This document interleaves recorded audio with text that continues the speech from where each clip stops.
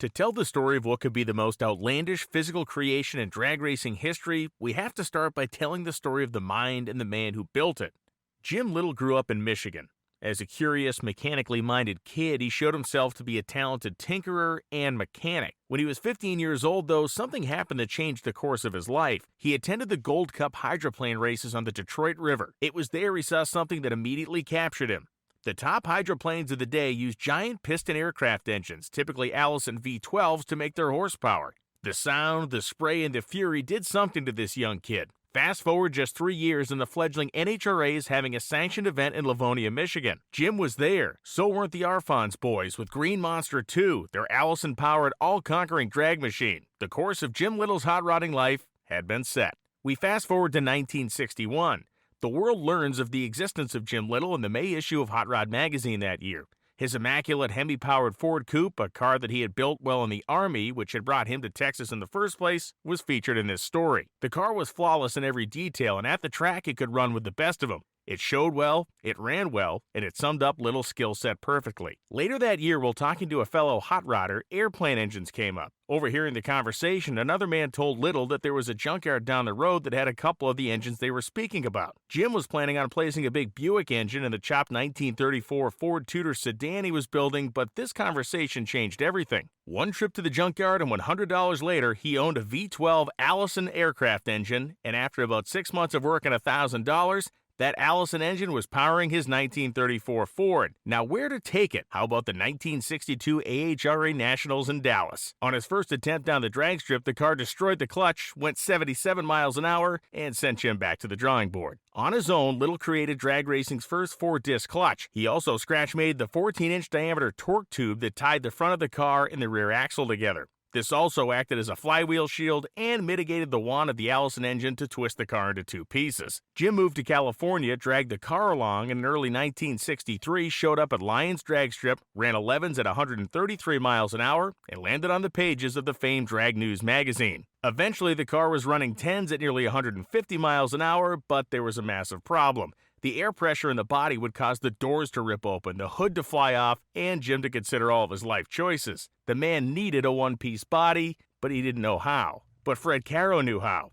Caro owned and operated Fibercraft, the leading fiberglass components company of the day. Lytle met him in the pits and asked if it was even possible to make a one-piece fiberglass sedan body. Caro said it was not only possible, but he'd help Lytle in the process. He sold Jim all his materials at cost and answered any questions that came up in the process. Jim, the man who could do it all, proceeded with gusto. He built a 5-piece mold off his existing car with one change. The Tudor, which had already been chopped 6 inches, got chopped another 6 inches. This dropped the roof so low that Lytle could have his head sticking out the top of it for the best visibility, and no, we're not kidding. The windows were all cosmetic and basically 1 inch tall. 5 months later, the one-piece body, painted in Bahama blue and finished in what looked to be near flawless shape, was mounted on the chassis, and the whole works was put on display at the 1964 NHRA Winter Nationals car show. It needs to be said, this was the first fiberglass sedan in the world. Little fiberglass sports cars? Sure, those have been around, but this lift-off, one-piece body would reverberate far beyond the Pomona walls. Fran Hernandez, who at that time ran Ford's experimental division, saw this car at the show.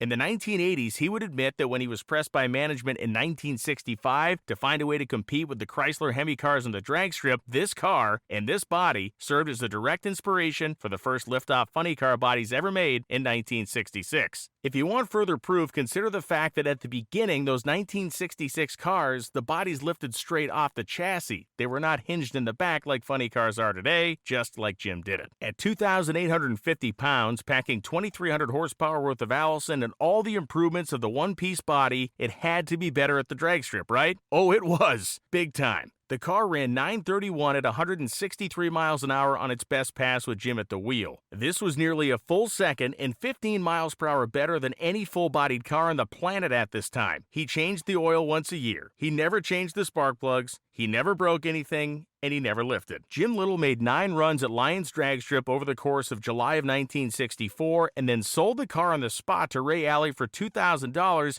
making a small profit in the process. Alley toured the car in 1965 and 66, sold it to Tex Collins in 1967, and we'll get to that part in a minute. So why did Lytle sell it? The man was an inveterate builder and mechanic, but he wasn't necessarily a racer. In fact, by the winter of 1964, before Big Al 2 had ever seen the track, he already had another project in mind. Quoting Lytle in the May 1964 issue of Popular Hot Rodding magazine, he says, "My next project, which will begin as soon as I'm able to locate additional Allison engines at a reasonable price, will be a 4-engine competition coupe, 8,000 horsepower, 9,200 foot-pounds of torque, 6,840 cubic inches, and a weight of 7,000 pounds. Engines will be linked in pair by the use of truck flywheels and driven through 5-disc clutches. 2 engines will drive the front 10-inch dual slicks and 2 the rear. I feel I'm part of a dying breed of the do-it-yourself school of hot rodding. With the present-day facilities, 98% of the rodders are assemblers, not builders. The only thing I shop out is lathe work, and the day I buy my own lathe,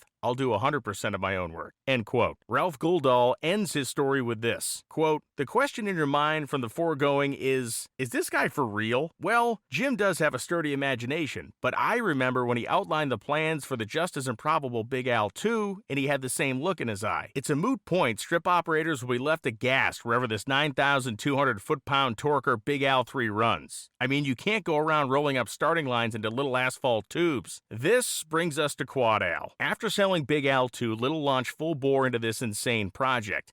He crafted a model to serve as a guide on this build, and the model turned out to be eerily close to what the finished product would look like. Over the course of a 6-month build, he made the exact thing he had teased Popular Hot Rodding with. It was one of the most visually arresting automobiles ever made. A 160-inch wheelbase, 4 massive Allison V12 engines, the almost comically small Cal Automotive coupe body, the 8 slicks, and the sheer scope of this thing is enough to make a hot rodder well up with joy. Lytle built every blessed inch of it and did so quickly, to a point. He had planned to mesh the engines together using Model 450 International truck flywheels. He managed to do that, but had to lay the engines over at 15 degrees and perform a lot of work on the front accessory drives to get the mesh to actually happen. 2 left-hand rotation and 2 right-hand rotation engines were used. He made 18-inch diameter torque tubes to tie the car together front to rear. He had planned on using hydraulically operated 6-disc clutches that sent the power to a rear axle that used 2 1957 Pontiac center sections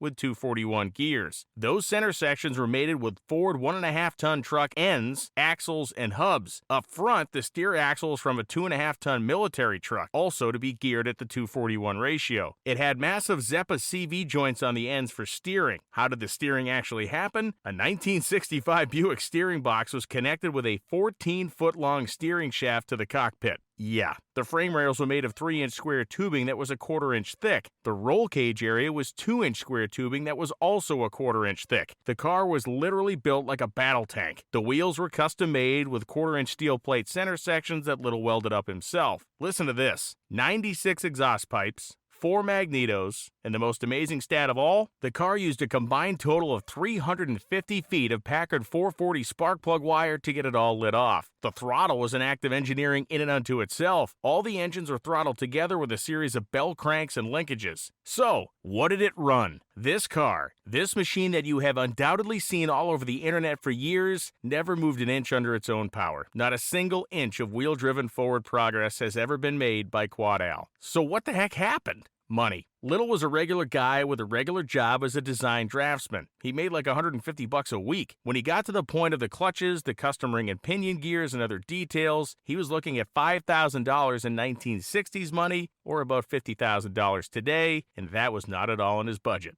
The most insane drag car of all time had been stopped by sane financial decision-making. It's actually true. In late 1965, Tex Collins, the now owner of Big Al 2, a guy who had a dozen Allison engines himself, including an Allison-powered Mustang funny car, bought Quad Al and the trailer for $4,000. Lytle once again made a profit, and Collins, who owned Cal Automotive and was a Hollywood stuntman, had the means to finish the car. Except that didn't happen because he was shot to death in 1968. His widow sold all the engines, but the chassis somehow remained and still lives today. Indiana collector Mike Guffey has placed 4 mocked-up Allison engines back in Quad Al's frame. They're basically blocks with valve covers and manifolds bolted to them, but he shows the car in its perpetually unfinished state. Today, people talk of the car car as being 12,000 horsepower, and it was touted as such on magazine covers back in the day. But look, it's all academic. It could be listed as 100,000 horsepower, but in reality, your lawnmower has more operable power than this cartoonishly incredible-looking dragster. And that's the whole weird story on the drag racing monster that never turned a tire in anger, Quad Al. Thanks for watching. Like and subscribe for more historical automotive content.